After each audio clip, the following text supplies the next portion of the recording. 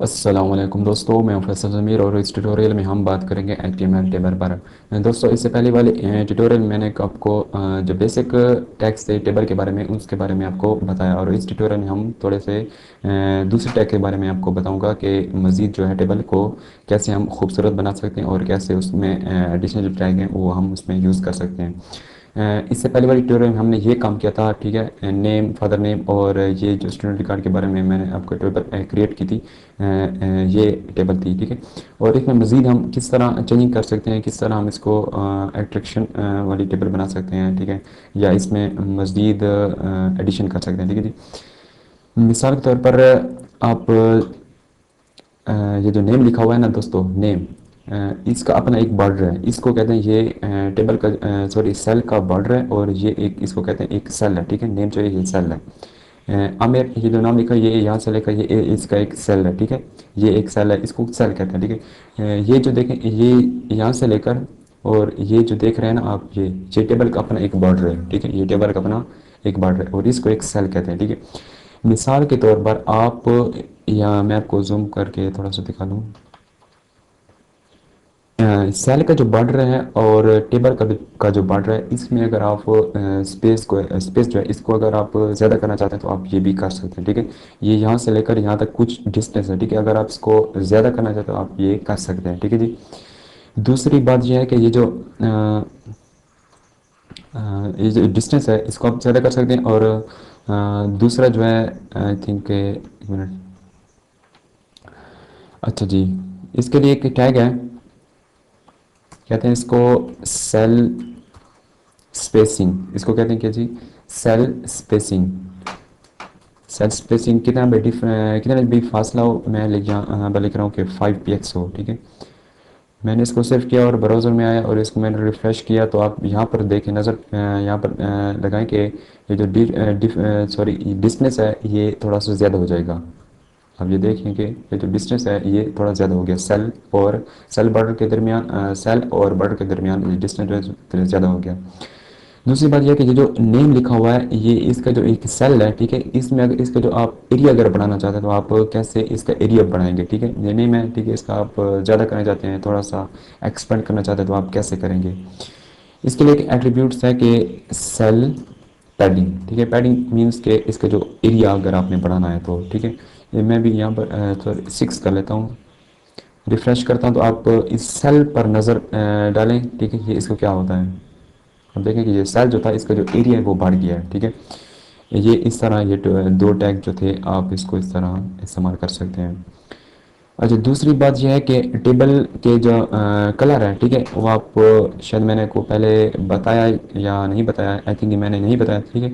आप टेबल के जो बैकग्राउंड कलर है वो आप किस तरह आप उसको दे सकते हैं, उसके जो एक टैग होता है बीजी कलर, ठीक है जी। बीजी कलर फर्स्ट कलर मैं अब यहाँ पर देता हूँ पिंक, पिंक कलर है एक, ठीक है जी। आप इसे भी दे सकते हैं। ये रिफ्रेश कर रहा हूँ तो आप देखें इसका इसका जो कलर है वो तब्दील हो गया है। ये कलर ब्लैक कलर जो है ये जो हमने स्पेसिफिक कलर दिया है, ठीक है, एक सेल को, ठीक है। तो इसका जो टेबल का जो कलर है बैकग्राउंड वो पिंक कलर आ गया है, ठीक है जी। इसके बाद अगर आप कलर नहीं देना चाहते, कोई आप इमेज देना चाहते हैं, ठीक है, बैकग्राउंड इमेज देना चाहते हैं, कोई आपके पास अपने सिस्टम में इमेज है खूबसूरत आप देना चाहते हैं, तो उसके लिए आप क्या करेंगे, बैकग्राउंड, ठीक है, बैकग्राउंड टैग यूज़ करेंगे। उसके बाद आपने यहाँ पर एड्रेस देना होगा जो आपके इमेज का एड्रेस है, ठीक है जी।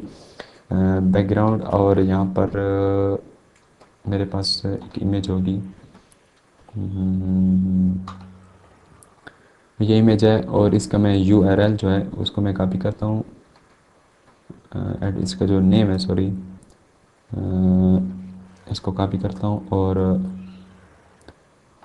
नोटपैड में आता हूँ और यहाँ पर ओपन करता हूँ, और ओपन करके इसके बाद, अच्छा जी, बैकग्राउंड, उसके बाद मैंने जो इमेज पड़ा है मेरे सिस्टम में डेस्कटॉप पर, ठीक है, वो मैंने इमेज यहाँ पर उसका जो नेम है वहाँ पर वो नेम लिखा है। उसके बाद मैं उसकी एक्सटेंशन लिखता हूँ। एक्सटेंशन दोस्तों ज़रूरी होती है, ठीक है जी। जेपीजी इमेज है, ठीक है। इसको मैं सेव करता हूँ और इधर मैं रिफ़्रेश करता हूँ, ठीक है। तो आप देख सकते हैं ये जो इमेज है, ठीक है, थोड़ी सी चेंज हो गई। ये इमेज भी मैं आपको दिखा लेता हूँ कौन सी इमेज है भाई, ठीक है। ओपन हो जाओ, अच्छा जी। ये वाला इमेज था, ठीक है। तो आप देखेंगे कि हरनी जो है, हिरन जो है वो यहाँ पर नहीं आई, ठीक है, ये तो कुछ और चीज़ आई।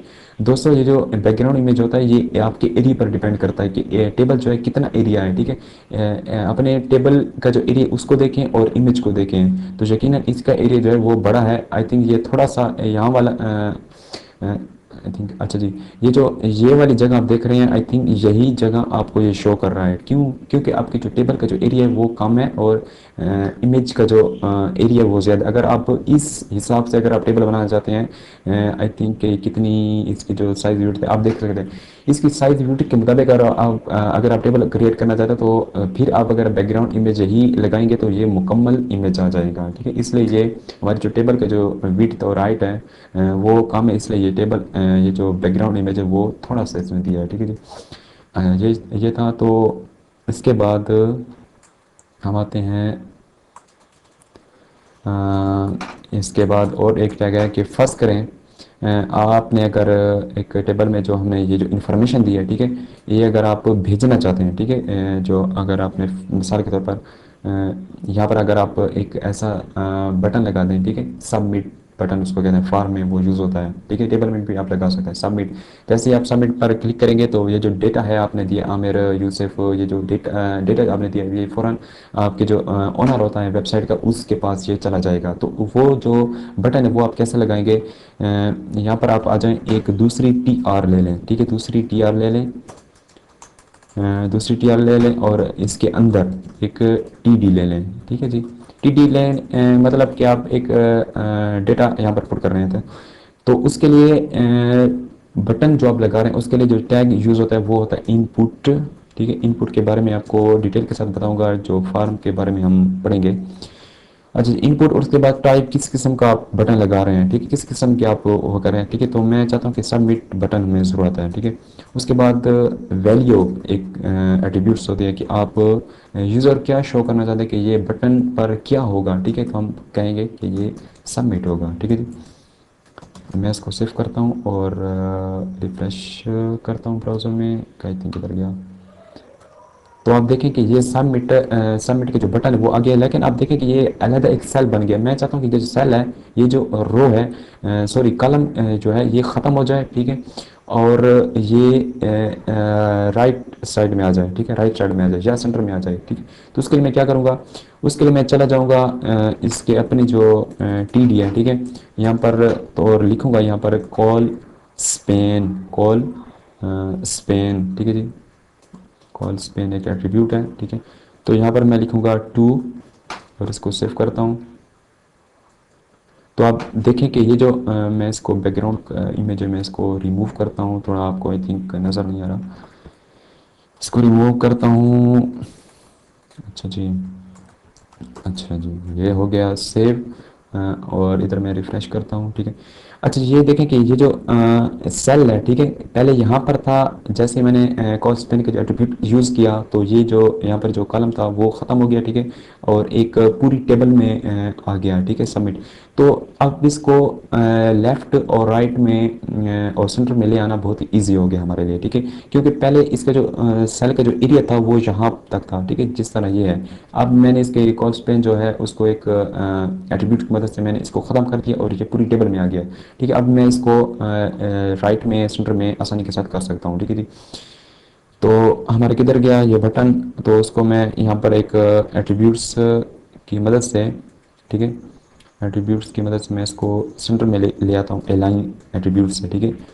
इस यहाँ पर मैं लिखता हूँ सेंटर, ठीक है जी, सेंटर, और इसको मैं सेव करता हूँ और तो ये देखें एक सबमिट बटन आ गया, ठीक है। जो ये आप PHP के ट्यूटोरियल हैं, ठीक है, उसमें आप मज़ीद इसके बारे में सीखेंगे।